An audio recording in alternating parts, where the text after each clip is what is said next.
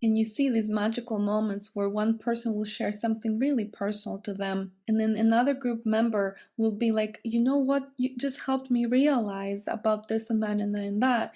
And you, as a group leader, didn't even need to do as much probing or as much work because it's all been so divinely orchestrated that you really feel the ease and the grace of how the sessions unfold.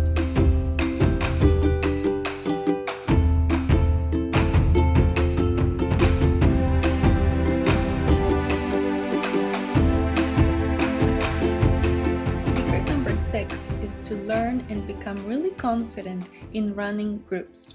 I've talked a little bit about that under secret number 3, but here I really want to emphasize why this is the future of transformational coaching. And that's because the beautiful dynamic that happens when you bring beautiful souls in one group and the energy that they exchange, the things that they're sharing, that feed off of each other.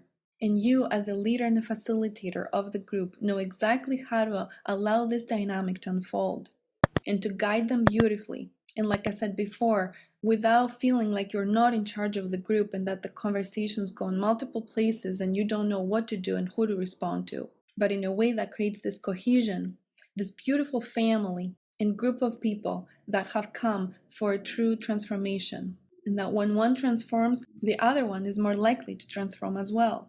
And you see these magical moments where one person will share something really personal to them, and then another group member will be like, you know what, you just helped me realize about this and that and that and that.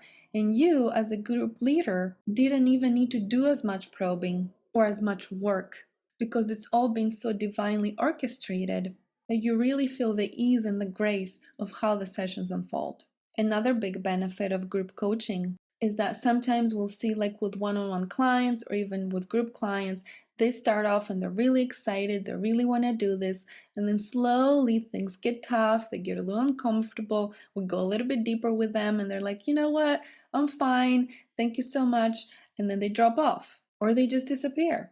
But with the future of transformational group coaching, you don't see this as much. You see them holding each other accountable, you see them showing up, you see them doing the work, you see them reaching next levels of themselves and going deeper and deeper and deeper into deeper layers, because we all have so many layers of transformation that we're working through within ourselves. So learning how to confidently do group coaching is very key.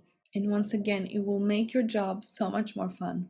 And you won't feel as burned out as working with one-on-one clients who can be very up and down. And depending on whether the client's doing good, maybe you're feeling good and that you're a good coach.